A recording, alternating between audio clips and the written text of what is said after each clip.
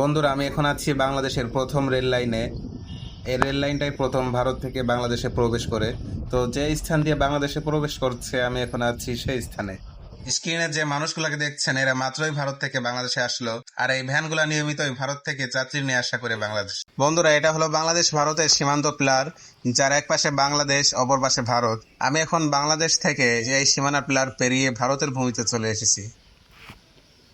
বন্ধুরা, আমি এখন আছি ভারতের ভূমিতে, আর আপনারা স্ক্রিনে দেখতে পাচ্ছেন এক মুরব্বী চাচাকে, যিনি ভারতের জমিতে ছাগল খাওয়ানোর জন্য যান। এখানকার সীমান্ত খুবই নিরাপদ। এখানে নিয়মিতই দু দেশের মানুষের মধ্যে কথাবার্তা হয়, তাদের সাথে মেলামেশা হয়। আইনি তেমন জটিলতা এখানে নাই। তো চলুন আমরা একটু এই মুরব্বীর সাথে কথা বলে জেনে নিই এখানের সীমান্তের বর্তমান অবস্থা। আসসালামু আলাইকুম। আপনি তো বাংলাদেশের মানুষ, এদিকে কোথায় ছাগল নিয়ে গিয়েছিলেন? এখন দাঁড়িয়ে আছি, এটা তো ভারতের জমি। তাহলে আপনি বাংলাদেশের মানুষে ভারতের জমিতে ছাগল নিয়ে যান, খুবই ইন্টারেস্টিং।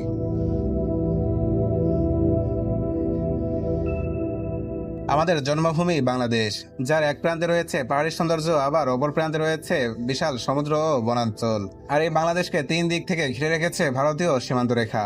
এই সীমান্ত রেখা কোথাও বয়ে গেছে পাহাড়ের উপর দিয়ে, আবার কোথাও নদী, আবার কোথাও বনাঞ্চল, এবং কিছু কিছু জায়গায় একেবারেই খোলামেলা কৃষি জমির ওপর দিয়ে। এই সীমান্ত রেখা কিছু জায়গায় খুবই বিপজ্জনক, আবার কিছু জায়গায় এই সীমান্ত রেখার উপরেই বসবাস করে দু দেশের মানুষ। আজকের পর্বে আমি এমনই এক সীমান্তের গল্প তুলে ধরেছি, যেখানে ইচ্ছে করলে খুব সহজে এক দেশের মানুষ অপর দেশের মানুষের সাথে যোগাযোগ করতে পারে। তাদের কৃষি কাজও করতে হয় একই মাঠে একই সাথে। তো বন্ধুরা, অনুরোধ রইল সম্পূর্ণ ভিডিওটি না টেনে দেখার।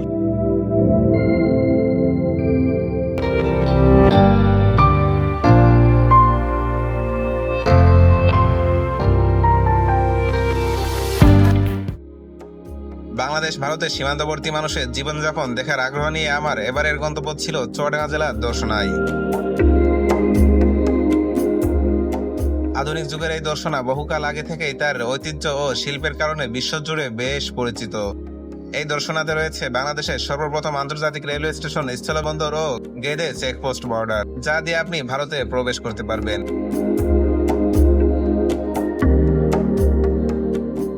এছাড়াও বাংলাদেশে ট্রেনের মাধ্যমে যে সকল পণ্য আমদানি করা হয়, তার 60 থেকে 70% পণ্যই এই দর্শনা বর্ডার দিয়েই প্রবেশ করে। বর্তমান সময়েও দর্শনা কোনো অংশেই পিছিয়ে নেই।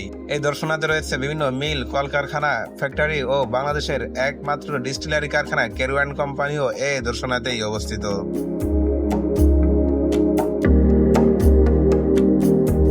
দর্শনা নামকরণের সঠিক সময় জানা না গেলেও এর নামকরণের সঠিক কারণ জানা যায়। 1787 সালে যখন পশ্চিমবঙ্গে নদিয়া জেলা গঠন করা হয়, তার পূর্ব থেকে এই অঞ্চলের নাম দর্শনাই ছিল।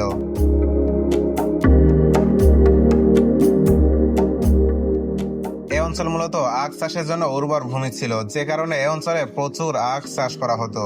বিস্তীর্ণ আখ ক্ষেত আর মাছ দিয়ে বয়ে যাওয়া মাথাভাঙা নদী, যা দর্শনার্থীদের কাছে বেশ আকর্ষণীয় হয়ে ওঠে, আর সে কারণে এই অঞ্চলের নামকরণ করা হয় দর্শনা।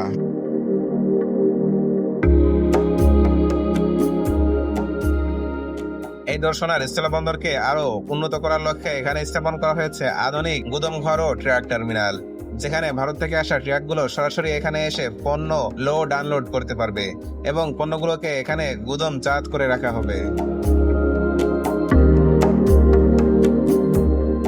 তো বন্ধুরা, দর্শনাতে প্রবেশ করতে প্রথমেই চোখে বাঁধবে এই আধুনিক ট্রাক টার্মিনাল ও গুদামঘর।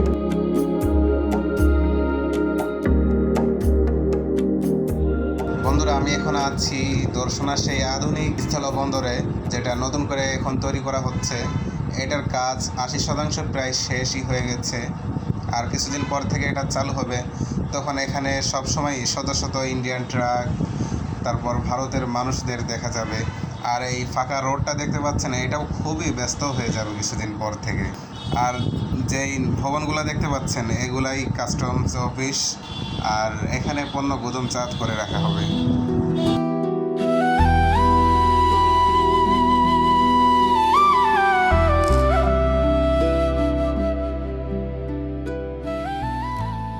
আমার জন্মভূমি বাংলাদেশ অকৃত্রিম সুন্দর, যার দিগন্ত জোড়া সবুজ কার্পেটে মোড়ানো ফসলি মাঠ, উপরে নীল আকাশ। যে দেখিয়াছে বাংলার এই রূপ একবার, সে গ্রাম বাংলায় ফিরে আসিতে চাই বারে বার।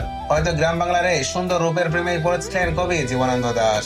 তাই তো তিনি বলেছিলেন, বাংলার মুখ আমি দেখে আছি, তাই পৃথিবীর রূপ খুঁজিতে চাই না আর।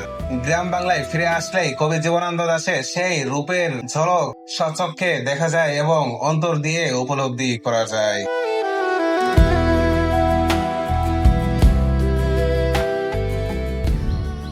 বন্ধুরা, আমি এখন আছি বাংলাদেশের প্রথম রেল লাইনে। এই রেল লাইনটা প্রথম ভারত থেকে বাংলাদেশে প্রবেশ করে।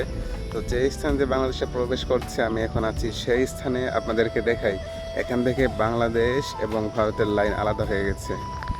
বন্ধুরা, এটাই সেই ট্রানজিট পয়েন্ট যেখান থেকে ভারত আর বাংলাদেশের রেল লাইন আলাদা হয়ে গেছে। দেখতে পাচ্ছেন ডবল যে এই লাইনটা চলে গেছে, এটা সরাসরি চলে গেছে ভারতে, গেদে বর্ডার হয়ে এটা চলে গেছে ভারতের ভিতরে। আর এই পাশের দিকে যেটা দেখতে পাচ্ছেন বাঁকা হয়ে সিঙ্গেল লাইন গেছে, এটা চলে গেছে খুলনার দিকে।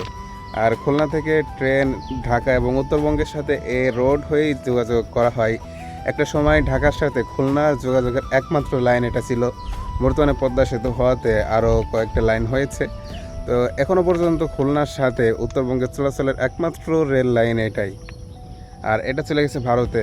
এটা দিয়ে বাংলাদেশের ট্রেনের মাধ্যমে যেসব মাল আসতো, যেসব পণ্য আসতো, তার 60% এই লাইন দিয়েই আসা যাওয়া হতো।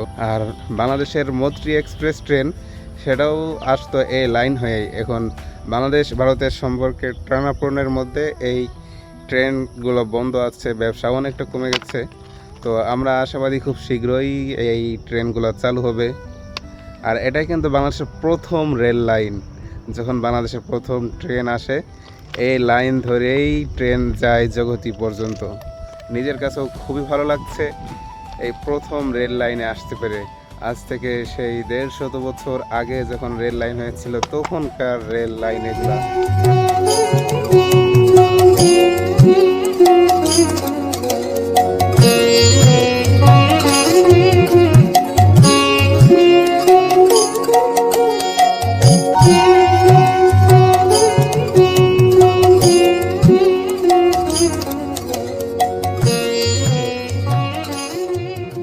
বাংলাদেশের প্রথম রেল লাইনের পাশ দিয়ে ছুটতে লাগলাম বাংলাদেশের প্রথম রেল স্টেশনের দিকে। বাংলাদেশের প্রথম রেল স্টেশন হিসেবে কুষ্টিয়ার জগতী রেল স্টেশনই অধিক পরিচিত। অনেকে হয়তো জানে না, কুষ্টিয়ার জগতী রেল স্টেশন এবং দর্শনার আন্তর্জাতিক রেল স্টেশন একই সাথে একই দিনে উদ্বোধন করা হয়। 1862 সালে যখন ওপার বাংলা থেকে এপার বাংলায় ট্রেন চলাচল শুরু হয়, তখন দর্শনার আন্তর্জাতিক রেল স্টেশনই ছিল মূল ট্রানজিট পয়েন্ট। আর এই ট্রেনের গন্তব্যস্থল ছিল কুষ্টিয়ার জগতী পর্যন্ত। এ কারণে অনেকেই কুষ্টিয়ার জগতী রেল স্টেশনকে বাংলাদেশের প্রথম একক রেল স্টেশন মনে করে থাকেন।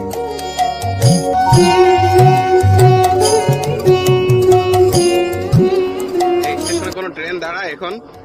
দাঁড়ায় মাল গাড়িগুলো। প্রতিদিনই আসে নাকি প্রতি সপ্তাহে? প্রতি সপ্তাহে আসে। আগে যে আপনার এই ট্রেন ছিল, যাত্রী ট্রেন ছিল, ও যাত্রী ট্রেন এখন বন্ধ হবে। ওটা কি দাঁড়ায় তো যখন চলতো? হ্যাঁ, দাঁড়ায়।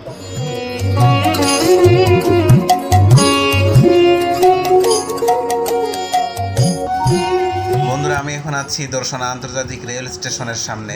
এটাই বাংলাদেশের সর্বপ্রথম রেল স্টেশন এবং আন্তর্জাতিক রেল স্টেশন। আর এই স্টেশনেই প্রথম পানির ব্যবস্থা করা হয়। যখন শিয়ালদা রেল স্টেশন থেকে ট্রেন ছেড়ে আসতো, এসে এখান থেকে ট্রেনের ইঞ্জিনে পানি লোড করা হতো। সেই পানির ব্যবস্থা এখনো এই স্টেশনে আছে। আর ইতিমধ্যে গতকাল একটা ট্রেন এসেছে এখানে। সেই ট্রেন থেকে মাল নামিয়ে ট্রাক বোঝাই করা হচ্ছে। আপনাদেরকে দেখাবো সেগুলো। তো আমি একটু ভিতরের দিকে চাই।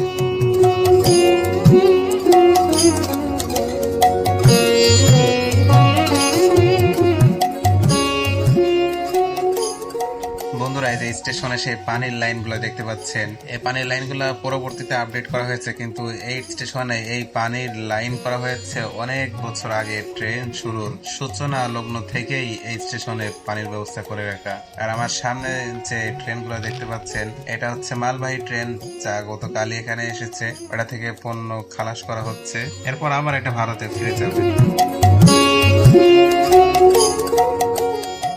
দর্শনার আন্তর্জাতিক রেলওয়ে স্টেশন থেকে বের হওয়ার সময় দেখা মিলল ট্রেন থেকে মাল আনলোড করে ট্রাক বোঝাই করা দৃশ্য।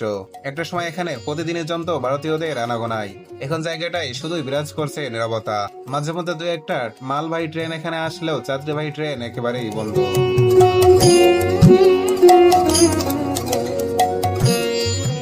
ধর্ষণা আন্তর্জাতিক রেলওয়ে স্টেশনকে পিছনে ফেলে এগিয়ে চললাম একেবারেই সীমান্তের দিকে, যেখানে রয়েছে কঠিন আইনি জটিলতা ও নির্মমতার বেড়াচাল। তারপরও চেষ্টা করব ভারতের ভূখণ্ডে ঢুকে ভারতীয়দের সাথে কথা বলার।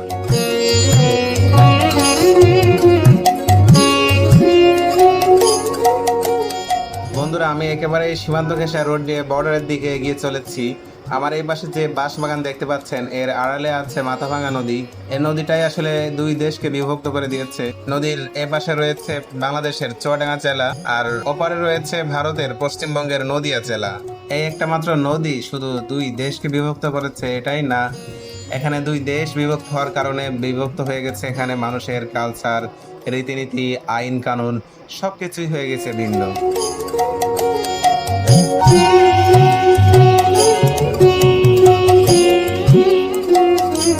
বন্ধুরা, আমি ফাইনালি সেই সীমান্ত পিলারের কাছে চলে এসেছি। দেখতে পাচ্ছেন এই পাশে বাংলাদেশ লেখা আছে, আর এই পিলারটা পার হলেই ইন্ডিয়া শুরু। এপাশে ইন্ডিয়াও লেখা আছে, তার মানে কয়েক সেকেন্ডের ব্যবধানে এখানে বাংলাদেশ থেকে ভারতে প্রবেশ করা যায়। এখানে বাংলাদেশের মানুষের প্রায়শই সচরাচর কাজের জন্যই ভারতের ভূমিতে কাজ করতে যেতে হয়। এখানে দেখতে পাচ্ছেন একটা ঈদগাহ আছে, এই ঈদগাহটাও ভারত বাংলাদেশ দু দেশের জমি মিলে তৈরি করা। বন্ধুরা, আমি এখন আছি পরিপূর্ণই ভারতের ভূমিতে, ভারতের মধ্যে আছি। বাংলাদেশ থেকে ভারতের ভিতরে চলে এসেছি ভিসা পাসপোর্ট ছাড়াই। আমি আরো কিছুটা ভারতের ভিতরে যাওয়ার চেষ্টা করব, এখানে যতটুকু যাওয়া যায়। যদিও আইনিভাবে এখানে এইভাবে ভিতরে যাওয়া নিষেধ, তারপরেও ভিডিও করতেছি। এটা যদি বিজিবি বা বিএসএফ এর নজরে পড়ে তাহলে বেশ বড় ধরনের সমস্যাতেই পড়তে হবে। মানুষের তৈরি আইন অনেক কঠিন হলেও আসলে মন তো মানতে চায় না, মন চায় উঠতে। তো আমি একটু চাই ভিতরের দিকে গিয়ে এখানে কথা বলার চেষ্টা করি। এখানে দেখতে পাচ্ছি এক মুরব্বী চাচা, উনি ছাগল চড়াতেই খুব সম্ভবত এদিকে গিয়েছিলেন। তো ওনার সাথে চলুন একটু কথা বলি। আসসালামু আলাইকুম। আপনি এদিকে কোথায় ছাগল খাওয়াতে গিয়েছিলেন? এই যে বাংলাদেশের ভেতর, এটা ভারত। এখন দাঁড়াচ্ছেন ভারতের ভিতরে, তার মানে আপনি বাংলাদেশের মানুষে ভারতে যান ছাগল নিয়ে। খুবই অন্যরকম অনুভূতি। তো এখানে হচ্ছে যে ভারতের সীমানার ভিতরে বাংলাদেশিদের কৃষকদের জমি আছে। হ্যাঁ আছে। এই ধরো এই আমাদের ফ্ল্যাট দেখেছেন? হ্যাঁ, এই যেদিকে প্ল্যান দেখলাম। এইখান থেকে নিয়ে এই নদীর ধার দিয়ে, জি এইখান থেকে নিয়ে এই নদীর ধার আমাদের কলে কলে ওই আমাদের ঘরস্থান, জি। ওই কোল দিয়ে একদম ভারত চলে গেল ওই মাঠে। এই দিকটা আচ্ছা। চাষা না, ওই দিকটা হ্যাঁ, ওই দিক দিয়ে তো অনেক কৃষি জমি আছে যেটা হচ্ছে পিলারের ভিতরে। তো ওই জমিগুলো চাষ করতে কোনো অসুবিধা হয় কৃষকদের? অনেক সময় নাকি আইডি কার্ড জমা দিতে হয়, দিয়ে যেতে হয়, এরকম কোনো জটিলতা আছে? এইদিকে নেই, এইদিকে নেই। এইদিকে নেই। আছে হয়তো ওই এই দিকে, আচ্ছা, ওই উত্তরবঙ্গের ওদিকে। হ্যাঁ মনসুপুর কুতুবপুরের ওই ওই লাইনে। আর এদিকে আছে ধরেন বেনিপুর বর্ডার, ওইখানে ওই দিকে আছে। কেন আমাদের এদিকে কোথাও কাছে ওই নেই। আপনাদের কখনো ইন্ডিয়ান লোকেদের সাথে কথা হয়? হ্যাঁ কথা হয়। এখান থেকে বাংলাদেশ থেকে ভারতীয়দের সাথে কথা হয়? হ্যাঁ কথা হয়। হ্যাঁ আসে, তারাও আসে, আমরাও তারা আসি। আসে এখানে? আবার একাধিক চাষ, তারা চাষ করে, আমরাও চাষ করি। এই মানে একই মাটি একই ভূমি, তারপরেও দুজন আলাদা আলাদা। এই তাছাড়া এমনি কোনো কিছু নেই। আগে থেকে যখন ধরুন পাকিস্তানের পিরিয়ডে, যখন ইন্ডিয়া যখন ভাগাভাগি হয়, পাকিস্তান আর ভারত, জি বুঝলে, তখন থেকে আমরা এখানেই আছি। তা তখন এক পাঞ্জাবি, আমার যে পাঞ্জাবিটা ছিল, তা ওদের দেখিয়ে আসতো না। আমরাই নিজেরা তারা করেছে কিনা হরপাল লাঠি নিয়ে ওই ওদের বীজ, সেই থেকে আর কিছু হয় না। এখন এইভাবে চলছে। চাষ করতে গেলে যখন ওদের সাথে কথা হয়, বিএসএফ কোনো ঝামেলা করে না? না না না, বিজেপি ঝামেলা করে না, আমাদের বিজেপি ঝামেলা করে না। আপনার এই বয়সে তো আপনি অনেক রকম নিয়ম দেখলেন। একটা সময় ছিল ভারত পাকিস্তান বাংলাদেশ সবই এক, এরপরে ভারত আলাদা হইলো, বাংলাদেশ পাকিস্তান আলাদা হইলো, এরপরে তিনটা দেশ হয়ে গেল। আবার আর একটা দেশ হবে। এখন যে সম্ভাবনা হতেও দেরি হবে না, হয়তো হয়ে যাবে। এই যে ইন্ডিয়া থেকে একই ছিল, এখন ইন্ডিয়ায় ধরো ভাগাভাগি হয়ে যায়। আপনি তো যখন এক ছিল ভারত বাংলাদেশ, তখন তো গিয়েছেন ভারতের পশ্চিমবঙ্গে। গিয়েছি তখন ধরো আমরা যখন আমাদের বাপ দাদা 14 পরিষেবা যখন দোল মেরিয়েছে ইন্ডিয়া থেকে বাংলাদেশ পাকিস্তানে, তখন আমরা এতটুকু কথা। যখন তারপর এখানে এসে যখন ওই জিন্না খান আর ওই কি বলে ফজলুল হক যখন দেশ ভাগাভাগি করলো তখন আমরা সব এইখানে এখানে আপনাদের কি আত্মীয় স্বজন এখনো আছে ভারতে? এখন আছে বাপ, এই দাদারা চাচারা আছে, তারা আর আসে না, আমরা আবার যাইনি। যাওয়া হয় না, এইভাবে আত্মীয় কারণ আত্মীয় স্বজন সবই আছে, জটিলতার কারণে মানুষের নিয়মের কারণে যাওয়া হয় না আর। হয়তো যারা আজ পাসপোর্ট টাসপোর্ট কেটে যায় তারা তারা যায়। দেখতে পারে।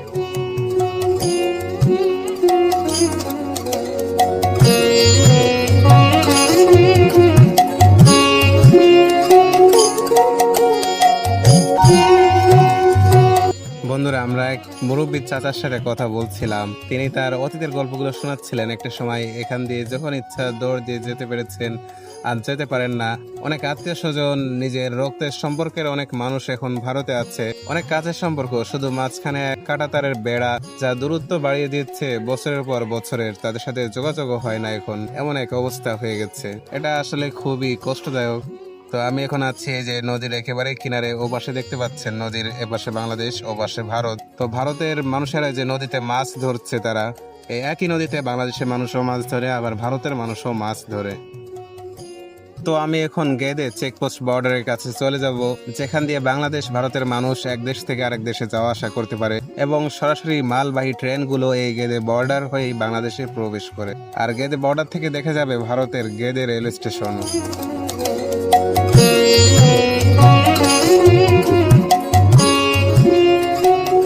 আমি এখন আছি দর্শনা গেদে বর্ডারে। দেখতে পাচ্ছেন চেকপোস্ট বর্ডার। এখান থেকে বাংলাদেশ থেকে মানুষ সরাসরি ভারতে যায়, আবার ভারত থেকে মানুষেরা বাংলাদেশে আসে এই বর্ডারের মাধ্যমেই। আপনাদেরকে আরেকটু কাছ থেকে যদি দেখাই, দেখতে পারবেন ওপাশে ভারতের গেদে রেলওয়ে স্টেশন, যেখান থেকে প্রতি ঘন্টায় ঘন্টায় লোকাল ট্রেন যায় কলকাতার শিয়ালদা রেল স্টেশনের উদ্দেশ্যে। স্ক্রিনে এখন যে ফ্লাইওভারটি দেখতে পাচ্ছেন, এটাই হলো গেদে রেলওয়ে স্টেশনের ফ্লাইওভার। এটা হচ্ছে ভারতের মধ্যে খুবই ব্যস্ততম একটি রেলওয়ে স্টেশন। বাংলাদেশ থেকে যখন কোনো ট্রেন ভারতে প্রবেশ করে, এই গেদে স্টেশন থেকে এই ট্রেনের ইঞ্জিনকে আলাদা করে নেওয়া হয়। বাংলাদেশের চলার সময় বাংলাদেশি ইঞ্জিনে চলে, আর যখন ভারতের মধ্যে যায় তখন গেদে বর্ডার থেকে ট্রেনের ইঞ্জিন পরিবর্তন করে ভারতের ইঞ্জিন লাগানো হয়। সব মিলে এটা একটা খুবই ব্যস্ততম রেলওয়ে স্টেশন।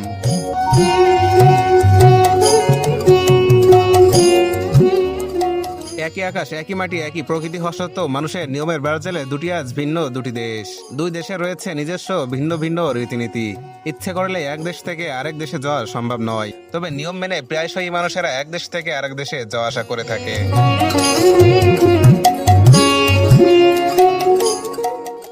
লোকাল যে ভ্যানগুলো দেখতে পাচ্ছেন, এরা নিয়মিতই ভারত থেকে বাংলাদেশে যাত্রী আনা নেওয়া করে। বন্ধুরা, এই ছিল আজকের ভিডিও। পরবর্তীতে নিত্য নতুন ভিডিও পেতে আমাদের চ্যানেলটি সাবস্ক্রাইব করে রাখুন। আর আপনি যদি ফেসবুক থেকে ভিডিও দেখে থাকেন, তাহলে অবশ্যই লাইক কমেন্ট করতে ভুলবেন না।